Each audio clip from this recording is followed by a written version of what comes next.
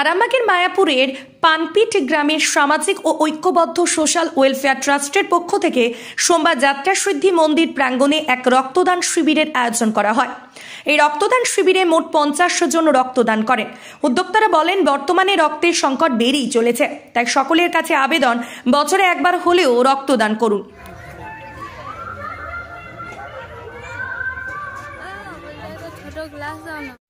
নমস্কার, আজ 15ই জানুয়ারি 2024 পানপিট গ্রামের মধ্যে যাত্রা সিদ্ধিতলায় আর যাত্রা সিদ্ধি পুজো, তাই সেই উপলক্ষে মায়াপুর সামাজিক বা পানপিট সামাজিক এবং ঐক্যবদ্ধ সোশ্যাল ওয়েলফেয়ার ট্রাস্টের পক্ষ থেকে একটি রক্তদান শিবিরের আয়োজন করা হয়েছে।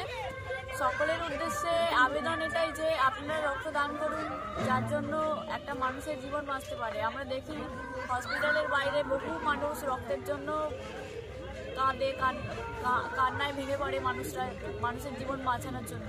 সকলের উদ্দেশ্যে তাই আবেদন, আপনারা রক্তদান করুন, বছরে একবার হলেও রক্তদান করুন, তাতে অনেক মানুষের জীবন বাঁচবে।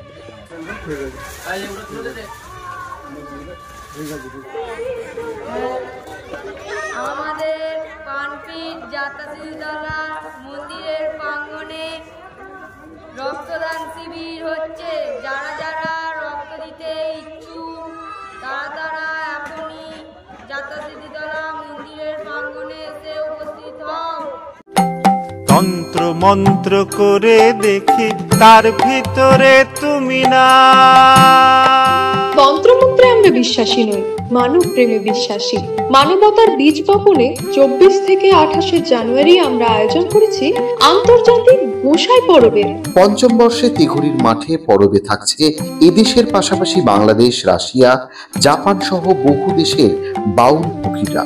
থাকবে পুরুলিয়ার ছোয়ের মুখোশ থেকে খোয়াইয়ের হাট, হস্তশিল্পের সম্ভার, বাংলাদেশের নকশি কাঁথা, পিঠে ফুলের স্টল।